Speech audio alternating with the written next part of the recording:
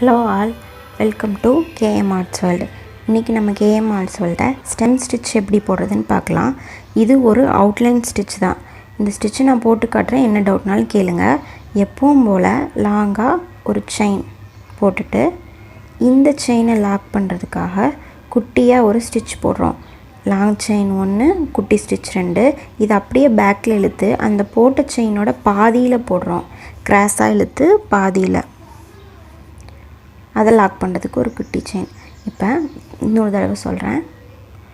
ஒரு long chain போட்டுட்டு அதை லாக் பண்ண குட்டியாக ஒரு ஷார்ட் செயின் போட்டு அதை சைடில் கொண்டு போய் முன்னாடி போட்ட செயினோட பாதியில் ஒரு செயின் போட்டு அதை லாக் பண்ணி கொண்டு வாங்க. இதே தான் ப்ரீவியஸாக போடுறோம். நீங்கள் நல்லா பாருங்கள். இது ஒரு நல்ல ஒரு அவுட்லைன் ஸ்டிச்சு.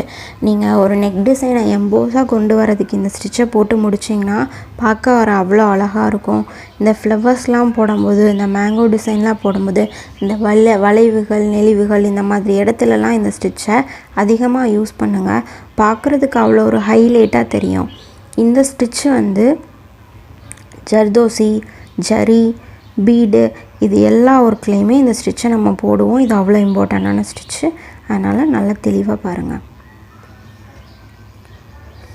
அதோட பாதியில் கிராஸாக கொண்டு போய் நான் முடிக்கிறதும் நான் போட்ட கோட்டில் தான் கரெக்டாக கொண்டு வரேன்.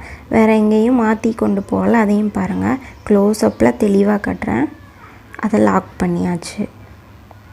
இப்போ அதோட சைடில் கொண்டு போய் முன்னாடி போட்ட ஸ்டிச்சோட பாதியில் வெளியே தான், அந்த த்ரெட்டுக்கு உள்ளே இல்லை. நல்லா பார்த்துக்கோங்க.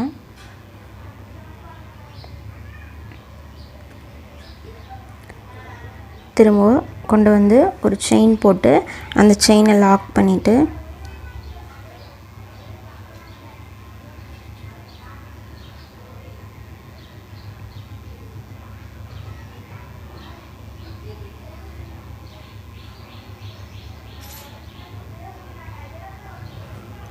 நீங்களா ஒரு தடவை அமைதியாக என்ன நடக்குதுங்கிறத பாருங்கள். உங்களுக்கு நல்லா புரியும்.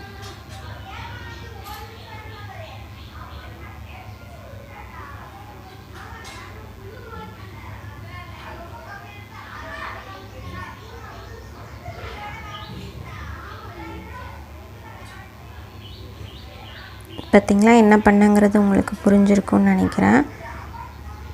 நான் வந்து வழக்கமாக எப்போவுமே சொல்கிறது தான், ஒரு ஸ்கேல் எடுத்து கோடு போட்டு எல்லா ஸ்டிச்சஸையும் கற்றுக்கிட்டாப்புல நீங்கள் அதை வந்து ஒரு டிசைனில் அப்ளை பண்ணவே முடியாது. அப்போ தான் உங்களுக்கு 1000 டவுட்ஸ் வரும்.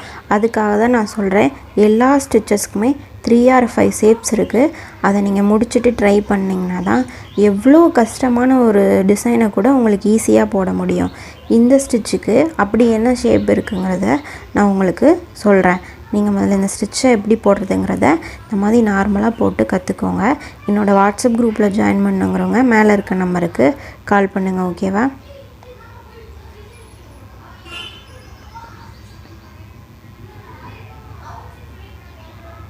ஓகே, இப்போ தான் நாட் போட்டு முடிச்சிட்டோம். இந்த ஸ்டிச்சை பாருங்கள்.